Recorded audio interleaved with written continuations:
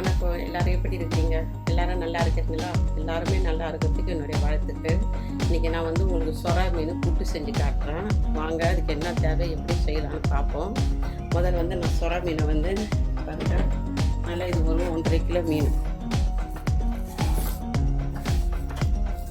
1.5 kilo மீன் நல்லா உப்பு போட்டு மஞ்சத்தூள் போட்டு நல்லா கழுவி வச்சுருக்குறேன். இந்த தண்ணி கொதிக்கட்டும். தண்ணி கொதிக்க வச்சதுக்கப்புறம் இந்த சொரா மீன் எடுத்து இதில் வச்சு நல்லா நான் வேக வச்சு எடுத்துட்டு சதையெல்லாம் எடுத்துட்டு அப்புறம் அது எப்படி செய்யணும், அதுக்கு என்னென்ன தேவைன்னு காட்டுறேன். நான் இப்போ பார்ப்போம். தண்ணி கொதிக்கல, இதை இட்லிக்கு வைப்போம்ல அந்த அளவுக்கு கொஞ்சம் தண்ணி வச்சுருக்கிறேன். நான் மேல் தட்டு வைக்கல, கீழ் தட்டு வைக்கிறேன். ஏன்னா மேல் தட்டு வந்து இது அதிகமாக இருக்கும், மூடுறதுக்கு முடியாது. அது இல்லாத கீழ் தட்டு வச்சாக்கா கொஞ்சம் சீக்கிரம் வேகும். அதனால தான் நான் கீழ் தட்டு வச்சுருக்கிறேன்.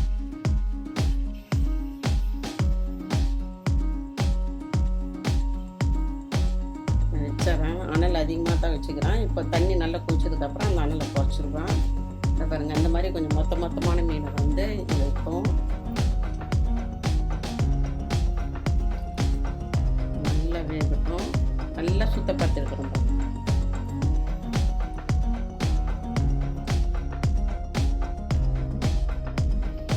தண்ணி கொதிக்கிற அதே கொதிய சவுண்டு வருது. இந்த பாருங்க, நல்லா வெந்திருக்குது. 20 நிமிஷத்துக்கிட்ட நல்லா வேக வச்சிருக்கிறேன். இப்போ இதெல்லாம் நான் தோலெல்லாம் உரிச்சிட்டு சதையெல்லாம் எடுத்துட்டு காட்டுறேன். அதுக்கும் எல்லாத்துக்கும் ரெடி பண்ணிட்டு காட்டுறேன் என்ன தேவை. இந்த பாருங்க, மீனை எல்லாத்தையும் சுத்தப்படுத்தி எல்லாம் இது பண்ணி வச்சிருக்கிறேன். நான் முள் நிறையா இருக்கும். நீங்கள் செய்யக்கணும், முள்ளன்னா பார்த்து செய்யுங்க. முள் எல்லாத்தையும் பொடி முள் இருக்கும். எல்லாத்தையும் எடுத்துட்டு சுத்தப்படுத்தி செஞ்சுருக்கிறேன். இருக்கட்டும். இப்போ இதுக்கு தேவையான பொருள் வந்து 2 வெங்காயம், நல்ல பெரிய வெங்காயம் 2 எடுத்துக்கினா, 2 பச்சை மிளகாய். நான் வந்து சின்ன பச்சை மிளகாய் போடலை. நம்ம ஊரில் இருக்குங்களா அந்த மிளகாய் கிடையாது. இங்கே நல்லா அது உள்ள பெருசில் இருக்கும் பாருங்கள் மிளகா. காரம் இல்லாத இருக்கும், நல்ல உள்ள பெரிய மிளகா. அது 2 போட்டுங்கன்னா கொஞ்சம் கருவேப்பில்லை, கடைசியாக போட்டு கொத்தமல்லி கீரை, ஒரு 6 பல்லு பூண்டு. இதை நான் போடக்குள்ளே காட்டுறேன். 6-7 பல்லு பூண்டு பொடியாக இருக்குது. ஒரு துண்டு இஞ்சி, கடைசியாக போகிறதுக்கு கொஞ்சம் பெருஞ்சீரகம். இப்போ தேவையான அளவு எண்ணெய் ஊற்றிக்கிறோம். சட்டி காஞ்சிருச்சு. இதை வந்து நான் முதல்ல பூண்டு போட்டுக்கிறேன்.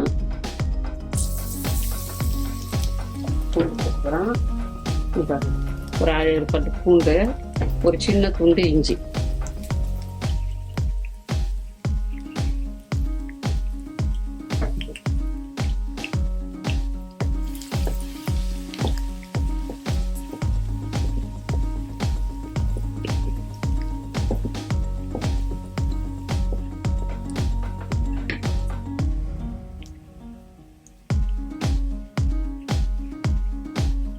கருவேப்பிலை கடைசியான கொஞ்சம் போடுவேன். கொஞ்சம் கருவேப்பிலை, மிளகா, வெங்காயம்.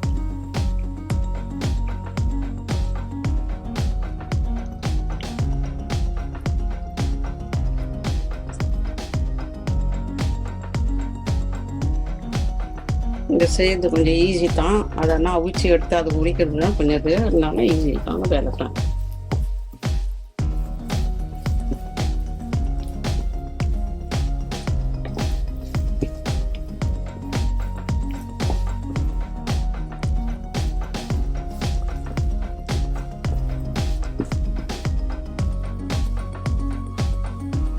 நல்லா வதங்கட்டும். நீங்கள் போடக்குள்ள சின்ன பச்சை மிளகா போட்டுக்கோங்க. அதுதான் கொஞ்சம் நல்லா காரம் தூக்கி கொடுக்கும். இந்த என் பிள்ளைங்க சாப்பிட்டு வந்து பச்சை மிளகா இது பண்ணுவாங்க. அதுக்கு தான் நான் காரம் இல்லாத பச்சை மிளகா போட்டுக்குவேன்.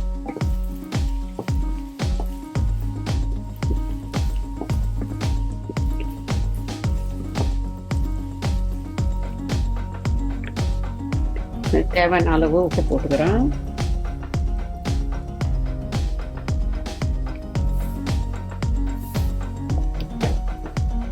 அதில் நான் உப்பெல்லாம் போட்டு அவிக்கல. உப்பு போட்டு மஞ்சத்தூள் போட்டு தான் கழுவுனேன். உப்பு போட்டு அவிக்கலாமா.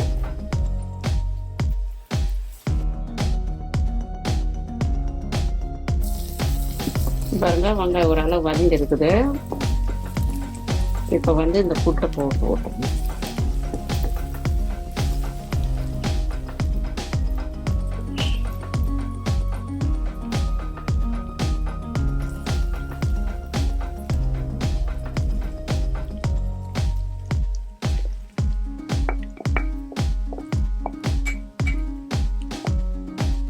இந்த மீனை போட்டுட்டேன்.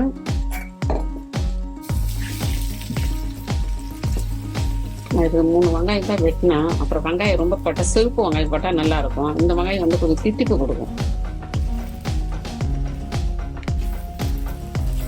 போடக்குள்ள சிவப்பு வெங்காயம் போட்டு செய்யுங்க. எங்கள் வீட்டில் சிவப்பு வெங்காயம் தான் போட்டு செய்வாங்க. எங்கே நம்மள்கிட்ட இப்போ இருக்கிறத வச்சு நான் செஞ்சு சாப்பிட்டேன்.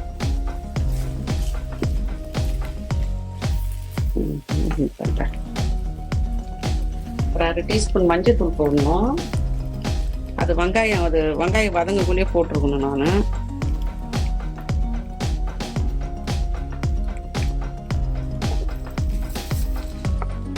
இப்படியே கிண்டக்குள்ளே நம்ம கண்ணில் கிடைக்கிற முள்ளே எடுத்துடணும்.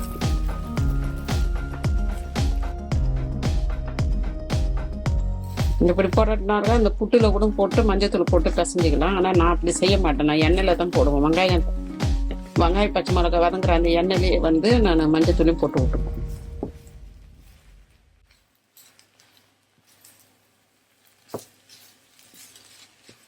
நல்லா கிண்டினா இருக்கணும்.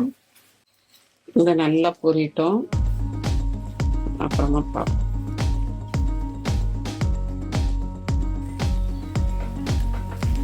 பாருங்க, கொஞ்சம் பொரிஞ்சிருக்குது. ஆனால் இன்னும் பொரியணும். இது பொரியுதில் தான் இருக்குது அதோட ருசி வர்றது.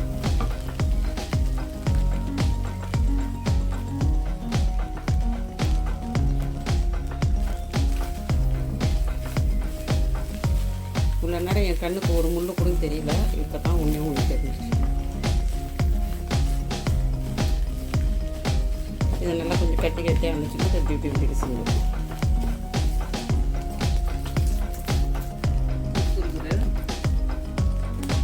காரமும் இருக்குது. காரம்னாக்கா ரொம்ப காரம் கிடையாது, ஒரு திட்டமாக இருக்குது. கடைசியாக நான் கொஞ்சோண்டு ரப்பே பண்ண மிளகா போடுவேன். பொரிஞ்சு இருக்கணும். இது இன்னும் பொரியும்.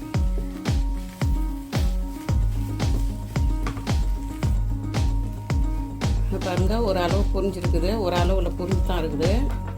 இது என்ன பதம்னாக்கா, நம்ம கிண்ட அந்த தன்மை வந்து அந்த ஈரத்தன்மை போகும். இன்னொன்று வந்து நம்ம கிண்டக்குள்ளே கொஞ்சம் வெயிட்டாக இருக்கிற மாதிரி இருக்கும் பாருங்க. அது குறையும், புட்டு குறையும். நல்லா கொஞ்சம் உதிரியாகும். இதுதான் இது பொரியிற பதம். சும்மா அதை இப்படி போட்டுக்கிட்டு எடுக்கிறது இல்லை. இது நல்லா பொரிஞ்சால் தான் இது வந்து நல்லா ருசியாக இருக்கும். அந்த கலரும் மாறும். கலர் வந்து கொஞ்சம் சிவப்பு கலரும் மாறும். எங்கள் வீட்டில் இதில் மிளகாத்தூள்லாம் போட மாட்டாங்க. நான் அந்த மிளகா அந்த இது மட்டும் கொஞ்சம் நான் எங்களுக்கு போட்டுக்கிறேன். இங்கே வேணும்னாக்கா போட்டுக்கோங்க. ஆனால் நாங்கள் மிளகாத்தூள் போட்டு செஞ்சிருக்கிறது. நான் சிறு அனல், ரொம்ப சிறு அனலும் கிடையாது, ரொம்ப அனலும் கிடையாது. ஒரு மீடியமான அனலில் தான் வச்சு செய்கிறேன். ஏன்னா அவங்ககிட்ட கொஞ்சம் பொரியது காட்டணும்ல, அதுக்கு தான் கொஞ்சம் நேரம் கிண்டுறேன்.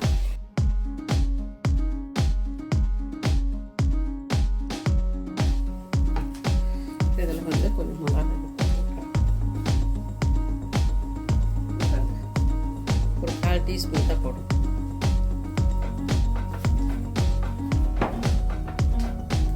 இது சும்மா என்னோட இஷ்டத்துக்கு நான் போடுறேன். மேலே கொஞ்சம் சிவப்பாக இருக்கும். கொஞ்சம் மேலே போட்டுட்டு வச்சேன் கொத்தமல்லி. அது கொஞ்சம் தேவை கிடையாது.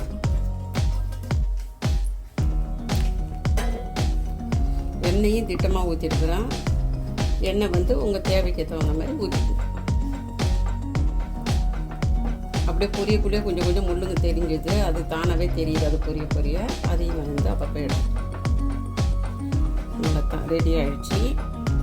இதை பாருங்கள், சொரா மீன் புட்டு ரெடி ஆகிடுச்சு. நான் செஞ்சுக்கிட்டு உங்களுக்கு பிடிக்கும்னு நினைக்கிறேன். நீங்களும் செஞ்சு பாருங்கள். ரொம்ப நல்லா இருக்குது. சாப்பிட்டு பார்த்தா ரொம்ப நல்லா இருக்குது. நீங்களும் செஞ்சு சாப்பிடுங்க. எல்லாருமே சந்தோஷமாக இருங்க. அடுத்த வீடியோவில் பார்ப்போம். பாய்.